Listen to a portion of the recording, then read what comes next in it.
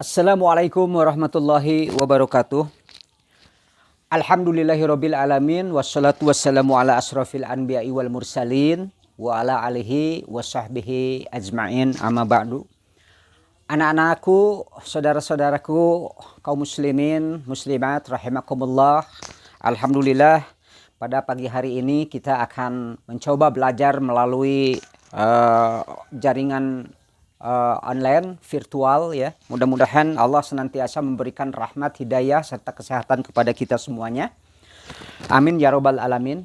Anak-anakku sekalian, di ujung materi pembahasan tentang iman kepada kitab-kitab Al-Quran, kitab-kitab suci serta mencintai Al-Quran, di penghujungnya adalah Bapak akan menerangkan tentang iman kepada kitab Al-Quran itu sendiri, di mana Al-Quran adalah kitab suci umat Islam yang terakhir. Diturunkan oleh Allah kepada Nabi kita Muhammad Sallallahu Alaihi Wasallam sebagai kitab penyempurna daripada kitab-kitab suci agama, kitab-kitab suci sebelum Al-Quran. Jadi kita beriman kepada seluruh kitab-kitab yang Allah turunkan, baik itu Injil, Zabur, Taurat, serta Al-Quran. Beriman. Tapi beriman kepada kitab-kitab sebelum Al-Quran sangat berbeda dengan beriman kepada kitab suci Al-Quran. Jadi dalam pelajaran sebelumnya sudah dijelaskan cara beriman kepada kitab suci selain Al-Quran adalah kita cukup beriman saja, cukup meyakini dalam hati saja bahwa Allah memang benar sudah pernah menurunkan Alkitab kepada Rasul-Rasul sebelum Nabi Muhammad. Kita yakin benar bahwa pernah Allah menurunkan Alkitab, Injil, Taurat, Zabur kepada nabi-nabi yang diutus sebelum kepada Nabi Muhammad. Dan membawa pedoman hidup, ya, ajaran yang benar. Ajarannya sama, seluruh Alkitab itu adalah ajaran tentang tauhid, yaitu mengesahkan Allah. Ya. Lalu ada perubahan, dirubah oleh para pengikut umatnya pada waktu itu. Nah, kesimpulannya sekarang turunnya Al-Quran adalah sebagai penyempurna kitab-kitab yang turun sebelum Al-Quran. Nah, yang perlu kita kaji dalam pelajaran ini adalah apa saja sih isi kandungan pokok daripada Al-Quran. Kandungan atau isi pokok daripada Al-Quran adalah pertama adalah mengenai akidah. Ya. Anak-anak, apa yang disebut dengan akidah? Akidah itu artinya keyakinan. Oleh karena itu yang disebut dengan ajaran akidah di dalamnya adalah menyangkut sekitar keyakinan kita. Ya. Keyakinan itu kan tumbuh dari hati. Ya. Jadi bagaimana kita harus meyakini, mempercayai sesuatu yang diajarkan di dalam Al-Quran. Ini ajarannya ada di dalam Al-Quran, yaitu ajaran tentang akidah, kepercayaan. Nah, makanya di dalam ajaran Islam menyangkut masalah keyakinan atau ajaran akidah itu nanti ada ajaran dalam Islam itu adalah ajaran arkanul iman, rukun iman yang 6. Oleh karena itu nanti rukun iman yang 6 itu umpamanya iman kepada Allah itu diterangkan kenapa kita harus beriman, yakin, percaya bahwa Allah ada. Rukun iman yang kedua iman kepada malaikat. Kita harus percaya, yakin bahwa malaikat itu ada walaupun dengan mata kita nggak bisa melihatnya. Tapi karena ajaran keyakinan ini harus tumbuh di dalam keyakinan umat Islam, maka di dalam Al-Quran ada tentang penjelasan dalil-dalil ya tentang kita itu harus yakin bahwa Allah ada, Allah Maha Esa dan seluruh sifat-sifat Allah.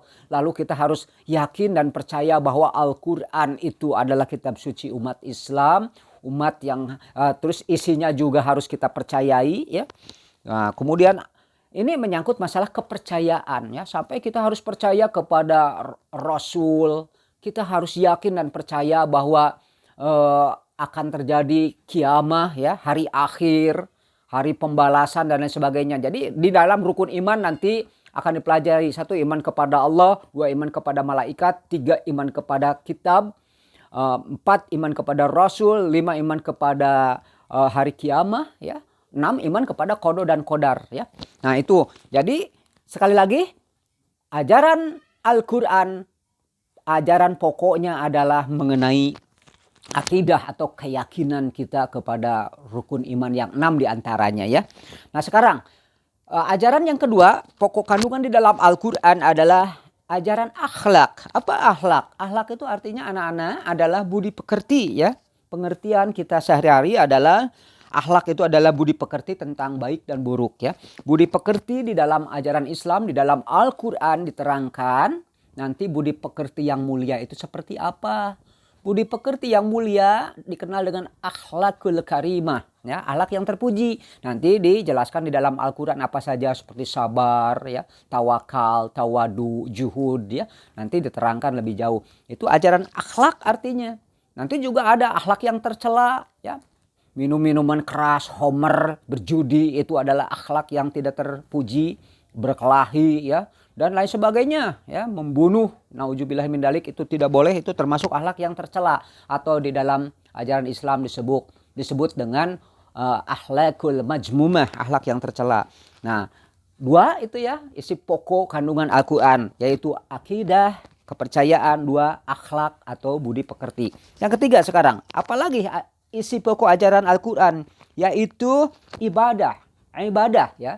Ibadah itu adalah tata cara kita menyembah Allah ya. Tata caranya seperti apa di dalam Al-Qur'an diatur secara lengkap ya. Dan kalaulah di dalam Al-Qur'an kita umpamanya disuruh untuk sholat ya. Aqimus sholat, inna sholata tanha anil fahsya wal munkar misalkan ya, kerjakanlah sholat, sesungguhnya sholat itu mencegah dari perbuatan keji dan munkar. Caranya gimana Pak? Ya nggak tahu kan. Caranya adalah dijelaskan di dalam hadis-hadis Rasulullah SAW. Nah jadi yang ketiga adalah ajaran ibadah dijelaskan di dalam Al-Qur'an. Yang keempat adalah ajaran muamalah. Apa itu muamalah? Muamalah itu adalah keterkaitannya kita selaku individu dengan masyarakat sekitar. Jadi hubungan manusia dengan manusia atau dikenal dengan hablum minan nas ya. Nah ini muamalah di dalam Al-Qur'an diatur sedemikian rupa. Umpamanya anak-anak bagaimana berbuat baik kepada orang tua, bagaimana beradab di rumah, bagaimana bermuamalah dengan tetangga, berbuat baik terhadap tetangga. Jadi hubungan kita diri pribadi selaku individu dengan masyarakat komunal, dengan masyarakat luas, itu namanya ajaran muamalah. Yang terakhir anak-anak adalah ajaran tarikh. Apa itu tarikh? Tarikh artinya sejarah. Jadi di dalam Al-Qur'an ada tentang penjelasan tentang orang-orang masa lampau ya, orang-orang dulu ya. Contohnya di dalam Al-Qur'an ada penjelasan tentang sejarah kehidupan nabi-nabi, rasul-rasul ya.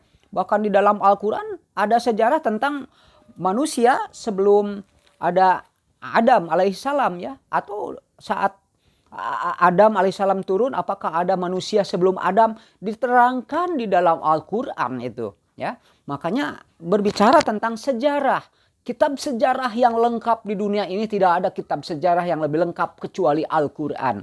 Oleh karena itu anak-anak sekalian, pelajaran kali ini Bapak ingin menekankan isi pokok kandungan Al-Qur'an ada di antaranya 5 saja dulu, yaitu akidah sekali lagi, kedua akhlak, ketiga ibadah, keempat adalah muamalah, dan yang terakhir kelima adalah tarikh. Demikian anak-anak sekalian, nanti anak-anak silakan meresum apa yang Bapak sampaikan. Sekian, wallahu ta'ala a'lam. Aqulu qauli hadza. Wassalamualaikum warahmatullahi wabarakatuh.